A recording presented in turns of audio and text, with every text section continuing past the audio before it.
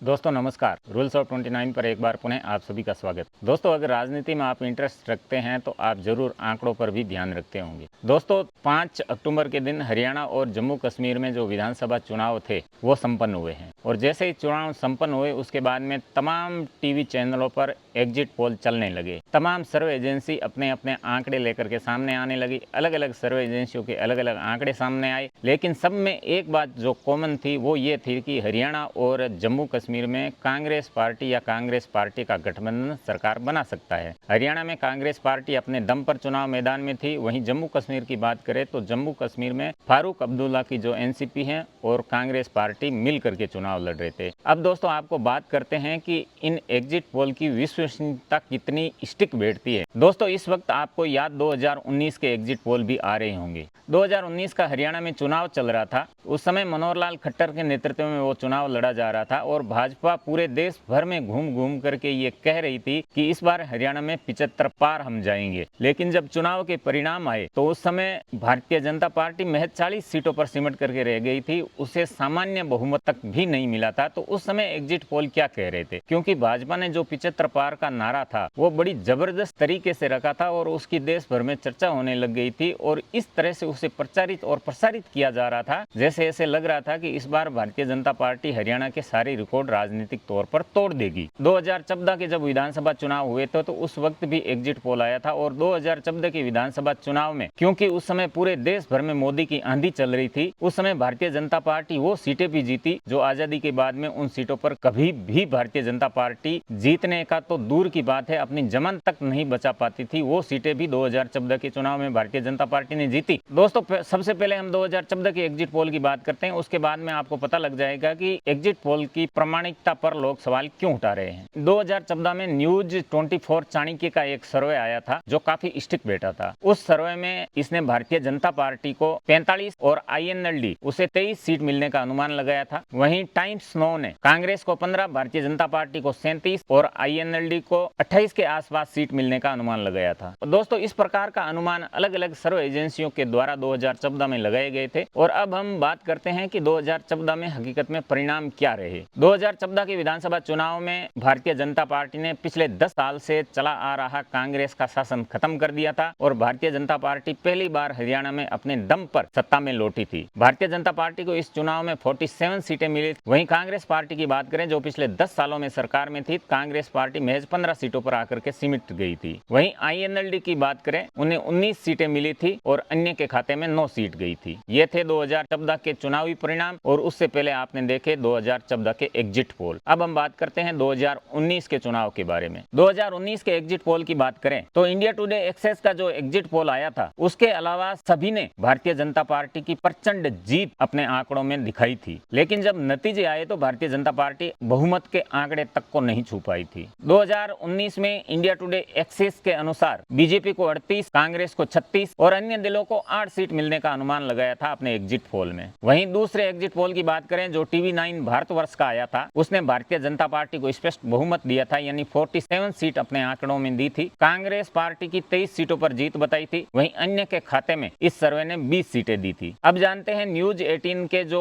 Exit poll के आंकड़े थे 2019 के, वो क्या बात कह रहे थे। न्यूज 18 ने सारी हदें पार करते हुए भारतीय जनता पार्टी को प्रचंड बहुमत दे दिया था, यानी कि 75 सीटें दे दी थी, जिसकी बात भारतीय जनता पार्टी घूम घूम करके कर रही थी कि इस बार 75 पार। तो न्यूज 18 ने भारतीय जनता पार्टी के नेताओं के वादों पर, नेताओं के दावों पर विश्वास करते हुए भारतीय जनता पार्टी को 75 सीटें दे डाली थी अपने आंकड़ों में। वहीं कांग्रेस पार्टी को 10 और अन्य सबको मिलाकर के 5 सीटें न्यूज 18 ने 2019 के एग्जिट पोल में दी थी। अब बात करते हैं रिजल्ट की। जो 2019 का रिजल्ट जब आया तो इन सारे एग्जिट पोल के आंकड़ों को धत्ता बताते हुए भारतीय जनता पार्टी महज 40 सीटों पर सिमट करके रह गई। वहीं कांग्रेस पार्टी को 31 सीट मिली और जो जेजेपी दुष्यंत चौटाला के नेतृत्व में थी उन्हें 10 सीट मिली और अन्य को 9 सीट मिली। ये दोस्तों 2019 में जिस प्रकार के एग्जिट पोल दिखाए जा रहे थे और 2019 में जिस प्रकार के चुनाव परिणाम आए, उन दोनों के बीच में जिस तरह का एक बड़ा गैप था उसको लेकर के भी लोगों में संशय है इस बार भी कि इस बार भी जो एग्जिट पोल दिखाए जा रहे हैं, जो एग्जिट पोल बताए जा रहे हैं,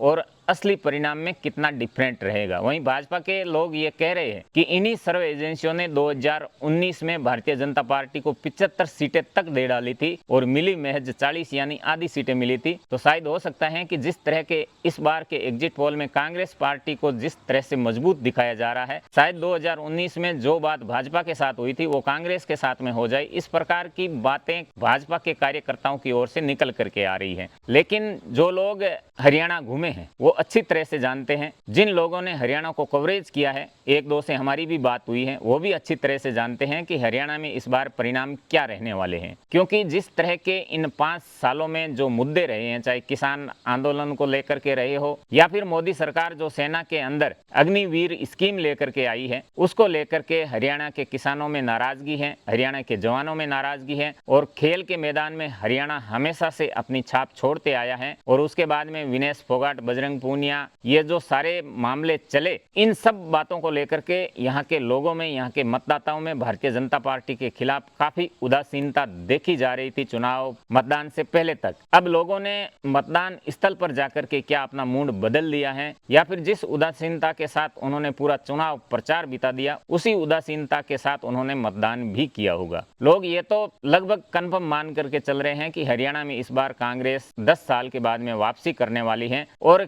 कितने बड़े बहुमत के साथ वापसी करेगी, अब लोगों की चर्चा इस बात पर हो रही है। दोस्तों, आपने अपना कीमती समय दिया, उसके लिए बहुत बहुत आभार। अपनों का ख्याल रखते हुए हमसे जुड़े रहिएगा। धन्यवाद।